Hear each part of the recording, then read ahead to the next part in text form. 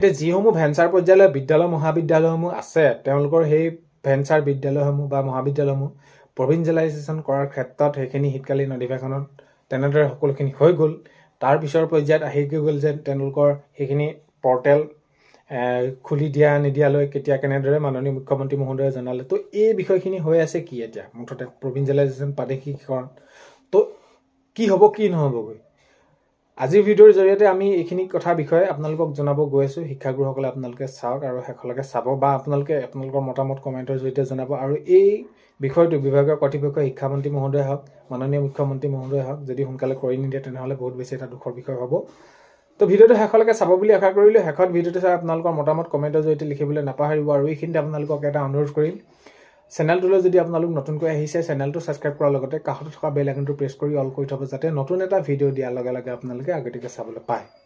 যদি ভিডিঅ'টো চাই ভাল পায় লাইক এটা কৰি দিব আৰু শ্বেয়াৰ কৰি দিব বুলি আশা কৰিলোঁ। এতিয়া চাওক বিদ্যালয় প্ৰাদেশিকৰণ কৰাক লৈ এইখিনি এতিয়া কিমান দিনৰ পৰা আমি যদি চাওঁ এতিয়া 2013 চনৰ যিসমূহ বিদ্যালয় প্ৰাদেশিকৰণ কৰিলে পদ প্ৰাদেশিকৰণ তেতিয়া সেই বিদ্যালয়সমূহৰ পৰা তেতিয়া তেনেদৰে কিমান দিনৰ পৰা আজি বছৰ 92, 93, 94 বা ৰিকগনাইজ পোৱা বিদ্যালয় 2013ত কৰিলে। তাৰপিছত টিউটৰ শিক্ষাগুৰুসকলৰ হিচাপে তেনেদৰে নিযুক্তি দিলে। এতিয়া এই প্ৰাদেশিকৰণ কৰাৰ ক্ষেত্ৰক লৈ তেনেদৰে সেইখিনি আলোচনা কৰা হ'ব বুলি ক'লে যে এতিয়া পৰ্টেল মুকলি কৰি দিব। এতিয়ালৈকে কোনো ধৰণৰ পৰ্টেল মুকলি কৰি দিয়া নাই।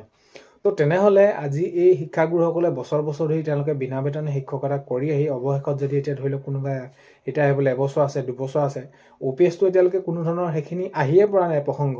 কৰ্মচাৰী পৰিষদসকলে তেনেদৰে সেইখিনি লাগি আছে যে OPS কৰিব লাগে।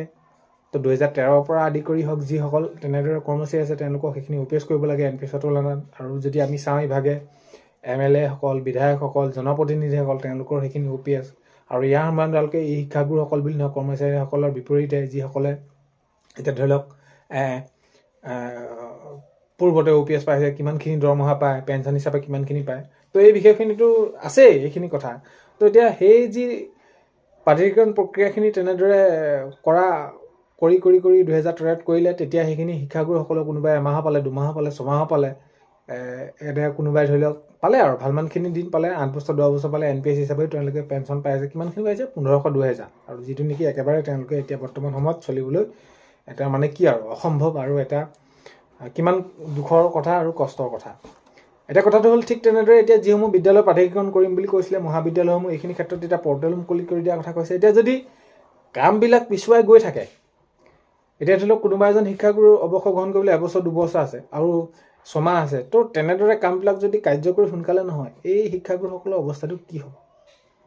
এতিয়ালৈকে কোনো ধৰণৰ পৰ্টেল মুকলি কৰি দিয়া নাই। তাৰপৰা এতিয়া নিৰ্বাচন আহি আছে। নিৰ্বাচন অহাৰ লগে লগে আকৌ ধৰি লওক নিৰ্বাচনৰ কথা কিছুমান আছে কৰিম বুলি কৈছে আকৌ অধিসূচনা জাৰি কৰিব এনেকুৱা ধৰণৰ কিছুমান কথা আহি পৰে। তো এই শিক্ষাগুৰুসকলৰ অৰ্থাৎ প্ৰভিঞ্চিয়েলাইজেশ্যন কৰাক লৈ প্ৰাদেশিকৰণ প্ৰক্ৰিয়াটো সোনকালে কাৰ্যকৰী হ'লে ভাল হ'ব। কাৰণ কেলৈ ভাল হ'ব নহয় হ'ব কাৰণ কেলৈ এই শিক্ষকৰ দৰে এটা পবিত্ৰ বৃত্তিত জড়িত হৈ তেওঁলোকে নিজৰ প্ৰাপ্যখিনিৰ বাবে নিজে তেওঁলোকে সেইখিনি এই যে ছাত্ৰ ছাত্ৰীসকলক মানৱ সম্পদ ৰূপে তেওঁলোকে সেইখিনি গঢ় দি গৈছে। তো এই যে তেওঁলোকে সেইখিনি নিজৰ এইখিনি সামান্যতম পাবৰ বাবে কিমানখিনি এটা কৰিব লগা হৈছে দুখ লগা বিষয়। প্ৰভিঞ্চিয়েলাইজেশ্যন সোনকালে কৰি দিব লাগে প্ৰাদেশিকৰণ প্ৰক্ৰিয়া আৰু যি পৰ্টেল মুকলি কৰাৰ কথা কৈছে এইখিনি সোনকালে কাৰ্যকৰী কৰি দিলে সকলোখিনি ভাল হ'ব।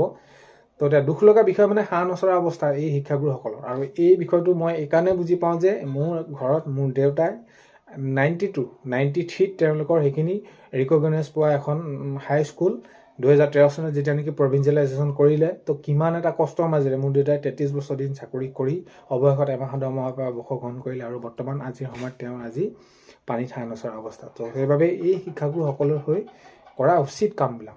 তেতিয়া আমি যদি চাওঁ আঁচনি নামত সকলোখিনি কৰিছে। এইটো কোৱা নাই যে আঁচনিবিলাক দিব নালাগে। মহিলাসকলক সেইখিনি মুখ্যমন্ত্ৰী মহিলা উদ্যমিতা আঁচনি দিছে স্বাৱলম্বী হৈছে।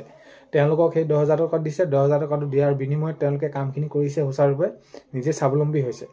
তাৰপৰা ধৰি লওক যদি অৰুণোদয় আঁচনি দিলে তেওঁলোকৰ সেইখিনি বহুতখিনি সুবিধা হৈছে। চ' সেইবাবে সেইখিনি কৰিছে কোনো কথা নাই। কিন্তু ইয়াৰ সমান্তৰালকৈ এই যি বিদ্যালয় প্ৰাদেশিকৰণ প্ৰক্ৰিয়াটো এইখিনিও কৰি দিলে সকলোৰে বাবে বহুত বেছি ভাল হ'ব এই শিক্ষাগুৰুসকল। নহ'লে এনেকৈ দিনবিলাক গুচি যাব নিৰ্বাচন আহিব তাৰপিছৰ পৰ্যায়ত আকৌ তেনেদৰে এমাহ 2 মাহকৈ গৈ থাকিব। কোনোবা ধৰি লওক 6 মাহ আছে এবছৰ আছে এই কি হ'বগৈ অৱশেষত গৈ থৈ। তো এইখিনি বুজি উঠা উচিত কাৰণ কেলৈ কি ক'ম আৰু সেইখিনি আগন্তুক সময়ত যাতে এই প্ৰাদেশিকৰণ প্ৰক্ৰিয়াক লৈ এটা ভাল খবৰ অতি সোনকালে আহে যিহেতু কৰা হ'ব বুলি কৈছিলে সকলোখিনি কথা।